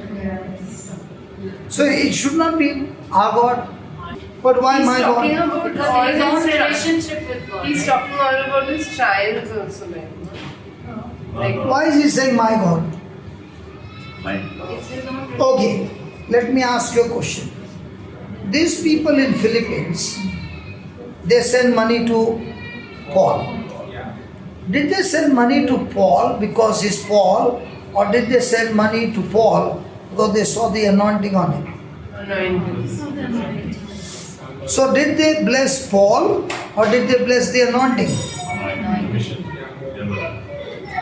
Was he a person who was using the money to spread the gospel? Yes. So he's saying, you never gave me the money, but you gave the money because of that anointing, and that anointing is what is going to give you all your needs. In other words, he's saying, when you deposit the money in the bank, today's world, you deposit it because you saw the anointing.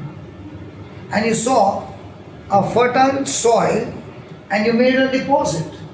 And best thing is you got a receipt of what you deposited.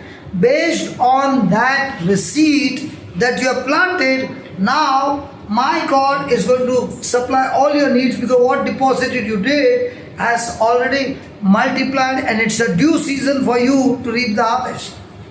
Do you all have fixed deposits? Why do you make the fixed deposit? Future.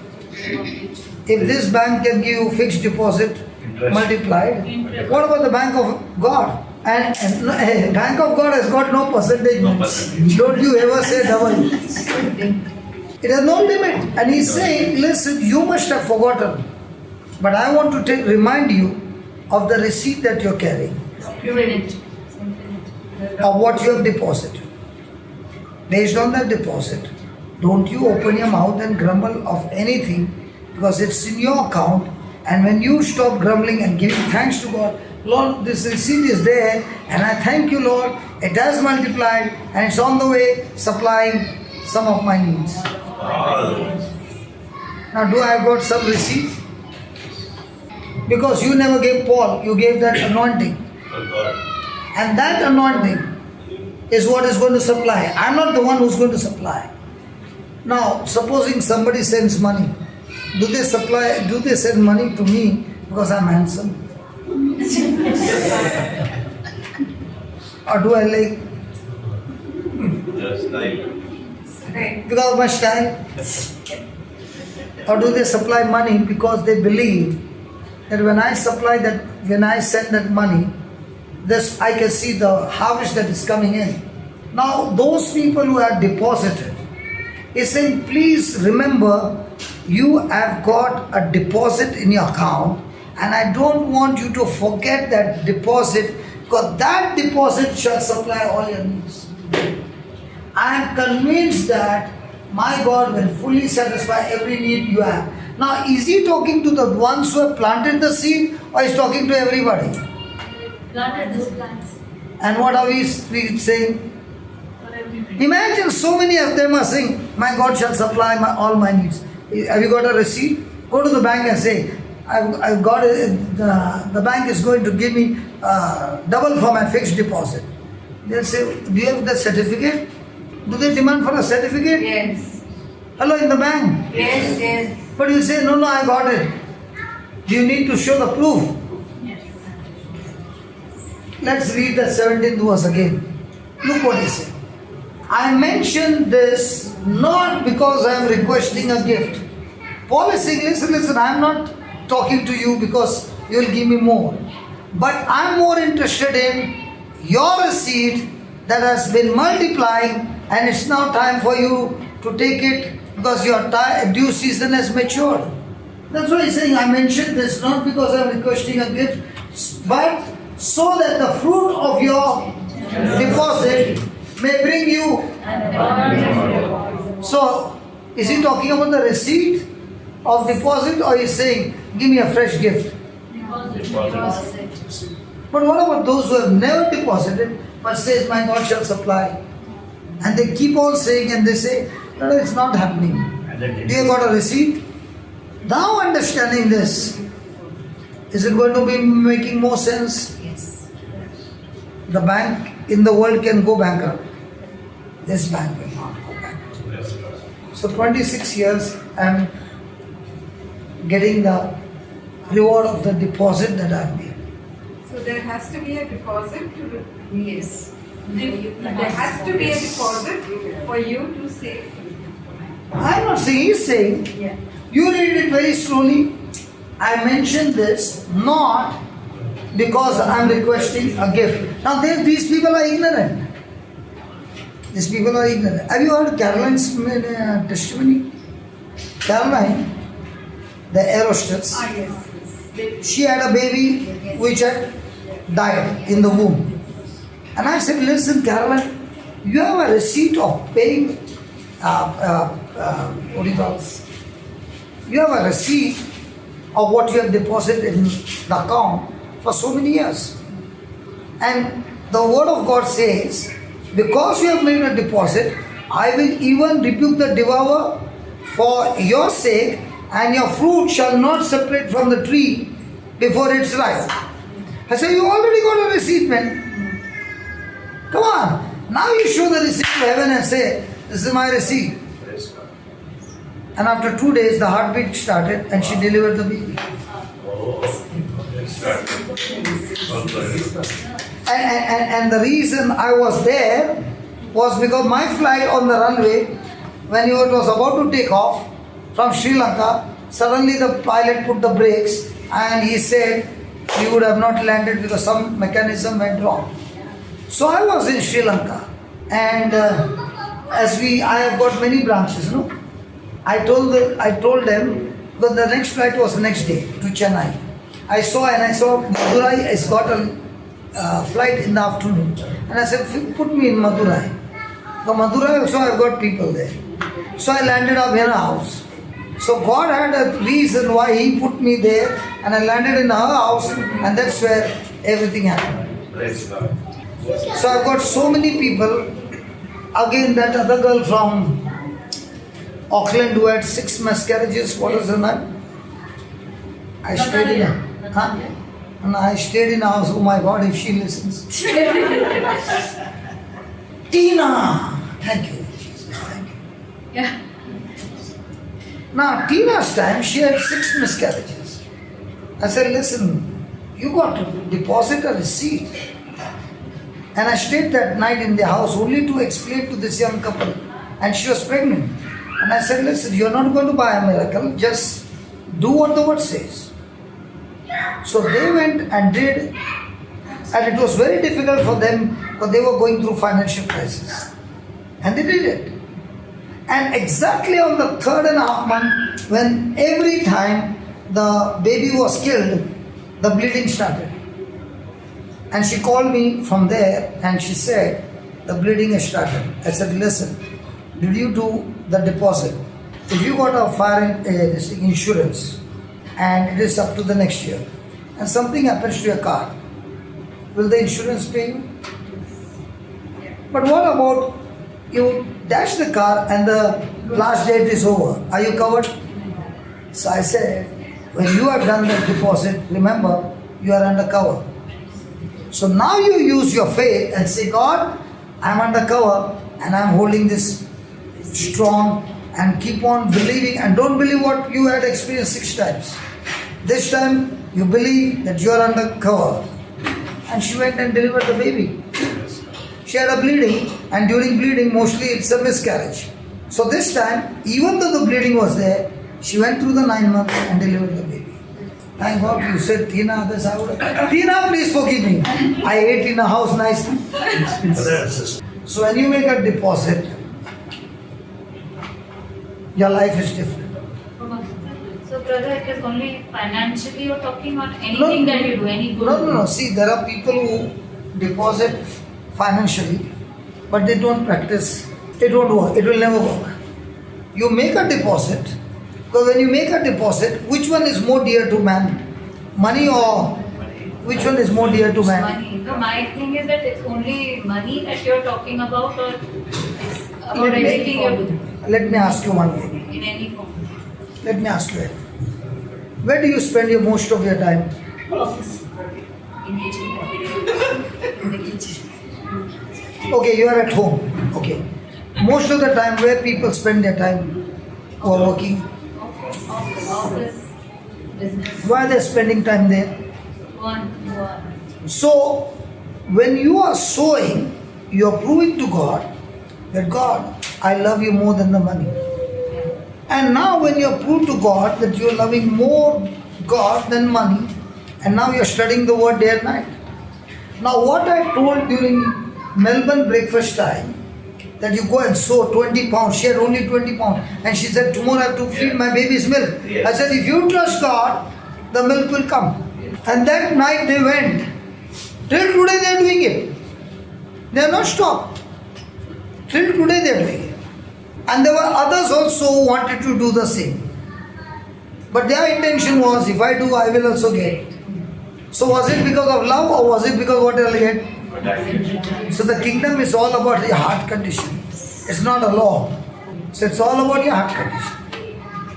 So can I show the receipt to God? So what am I doing every day? So I am joyful every day. Now that receipt, when I've deposited years back, is giving me the dividend today. How many years it will take to earn 1 crore 20 lakhs? Lifetime. Now I'm asking you. Then why should somebody give me 120 lakhs for my daughter's education deposit? So you're working hard in the office, and then you get the salary, and then you do this. I'm working hard in the kingdom of God, and God gives me 120 lakhs. Now has He paid me in full in one shot? Yes. So I'm living this everyday supernatural life. And those who listen to this teaching and practice it, then their life becomes supernatural too. Because this is a spiritual law. And all you need to do is believe. So one can work hard and one can believe and receive the inheritance. So somebody might be working really hard, sweating, and still the thief can come and steal all your things. And another person is believing and he received the inheritance. I am on inheritance. I am not working hard to get a salary. I am working to get my inheritance. Jesus has worked hard, and all I do is believe in what He worked hard for me and receive my inheritance. That's why the new covenant is all about believing. The old covenant is all about you doing and performing. If you want to know what's going to be a future, it's so simple. What you do daily is going to decide your future. Your daily routine will decide your future. If you study the word one day, 2 days, and then you leave and then you come. But if you are doing it every day, in no time, you will be living excellent supernatural life. Thank you so much that all these lovely people came. They came from work. And all these people have left their homes, O Lord, believing for a great future for their children and their generation. Every day they make so many sacrifices. Father, I pray all that your Son has done for us on the cross is already established. It is the land flowing with milk and honey. And this land of milk and honey you have planted inside of us. And that's why the Bible says the kingdom of heaven is close at hand. Repent. Lord, all these teachings are challenging us to change our thinking. And I pray, Lord, let the scriptures become flesh in each one. That as they practice, each one will experience and witness things going from glory to glory in a supernatural way.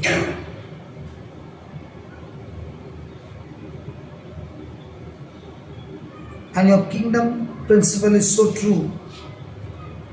First you seek the kingdom of God and His righteousness, and then everything else will be added unto you. Lord Jesus, let this change take place to give your kingdom the top priority, even above the family, above everybody else. And all that your kingdom is teaching us is love. The one-sided love to you and to others. And this is my prayer, Lord, that each one will step out in faith and use the grace that we receive from your sacrifice on the cross, which you have already accomplished. That our response to Jesus' hard labor on that cross, our response is to believe and agree and be a blessing in the lives of others. Thank you for teaching us to use this grace, exercising our faith, that we too, like the early Christians, will live that uncommon life that you came to give us in abundance. Thank you, Father, for answering our prayer. In Jesus' name, amen.